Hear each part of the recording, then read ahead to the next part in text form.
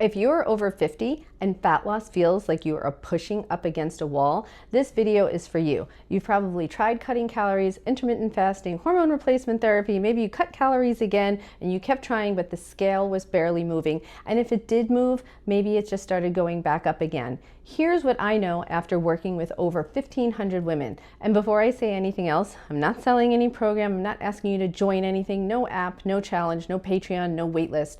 This is just free info for those who need it, and that's it. So, like I was saying, you were not failing.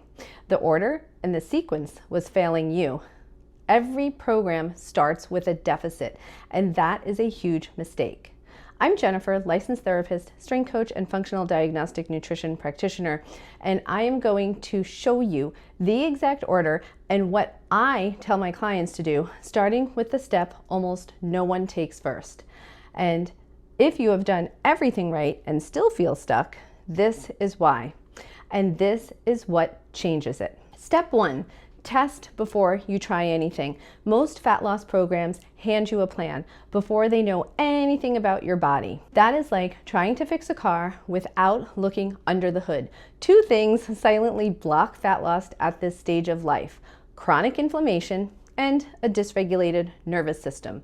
And if you are over 50, I am sure you have lived enough life to likely have a bit of a dysregulated nervous system. I know I do, from life's lovely punches that hands us.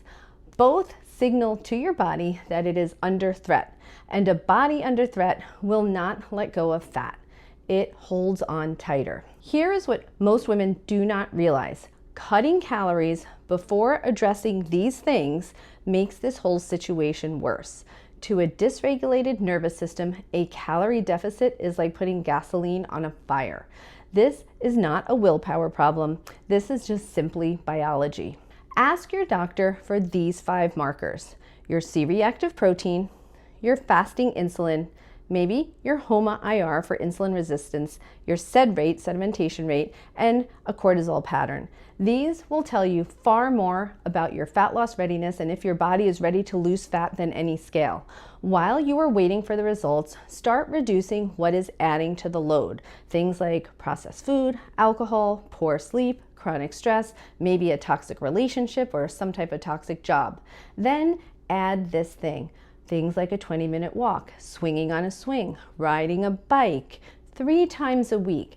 Not for the calorie burn. This is what's important, because things like this send your nervous system a safety signal. This type of movement is proved to reduce inflammation, and that signal matters more than any calorie burn at this stage. Most women at this stage of life do not need to try harder. They actually need to take the freaking load off. The stress just has to come off first, both physiologically and emotionally. Step 2, find out what your body is actually running on. Before we talk about changing what you eat, we need to know how much and what you are actually eating. But first, one honest question. What do you reach for when the day goes sideways? I know what I do. For most women, it's food, me too, or alcohol, and that makes complete sense. My preferred is potato chips. Food lowers cortisol. It works, especially ultra-processed foods. But if we remove that tool at this time before you have something to replace it with, we don't create progress yet. We actually create more stress and instability, which makes sticking to anything nearly impossible. So first, you have to build some type of reliable non-food way to regulate. A longer exhale than an inhale, or a walk after dinner, or something that starts to bring your nervous system down. You can't go to just removing things. Then, and this surprises every woman I tell it to, we are not cutting calories at this point. We are finding your baseline. How much can you eat without gaining weight? Especially for people that are struggling with fat loss. Those people are usually eating between 1,200 and 1,400 calories. They are not eating too much. They are actually chronically under eating. Use a total daily energy expenditure calculator. I'll link one below. Set it to maintenance, not weight loss. You actually need the food.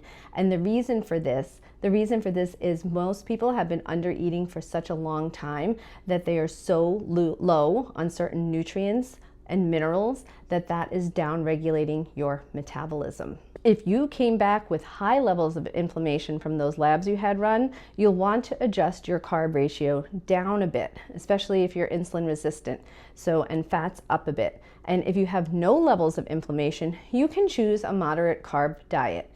Eat at that amount for 12 weeks.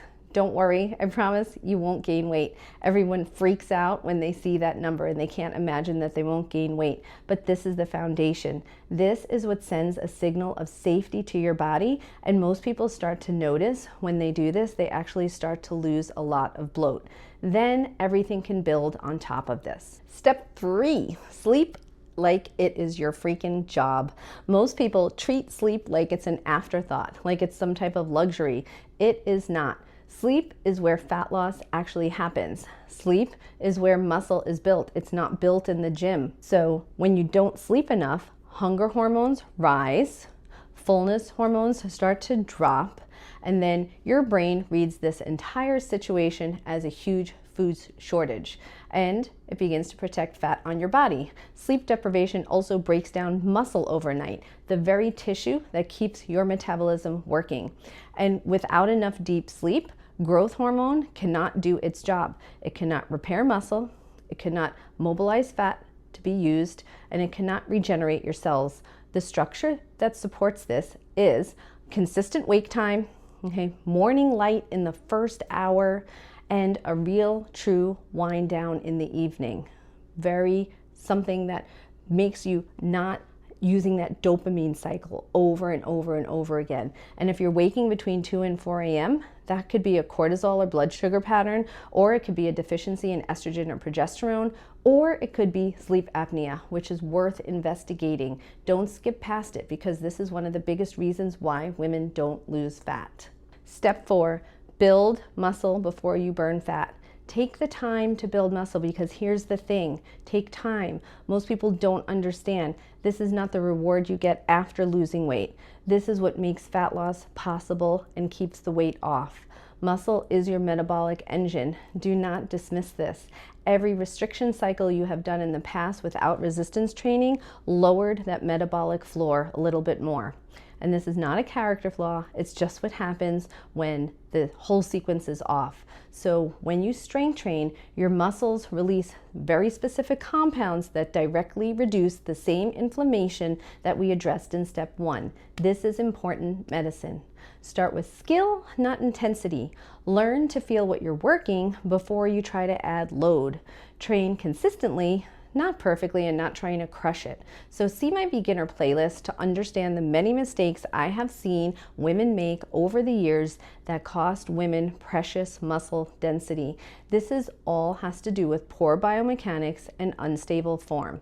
And then eat enough protein to actually support what you are asking your body to do.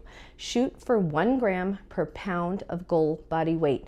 Plan for 6 months to a year to be in this muscle building phase. Sounds like a long time, I know, and the scale may not move much, but your body will change like these anyway, I promise. And you'll be building something that lasts, not something that's short-term or fleeting. Step 5, now the deficit. And if you took time, and if you work through the inflammation and you lowered that, and if you built a regulation strategy other than food, and if you have protected your sleep and built better sleep, and if you've taken the time to build muscle, now you can start thinking about a calorie deficit. I hope you've waited at least 6 months. So a calorie deficit should be 4 to 12 weeks, a defined start and a defined stop, not a forever cycle. Choose the timing deliberately. Make sure it's at a time you can do it, not during holidays, not before some big trip, not before your most stressful season, okay? A deficit is a stressful demand on your body, and it requires capacity to execute well. So keep your deficit modest, not extreme. Lose a half a pound to a pound of weight per week. The faster you go, the more chance you'll lose lean tissue. Keep protein amount high throughout and track your strength.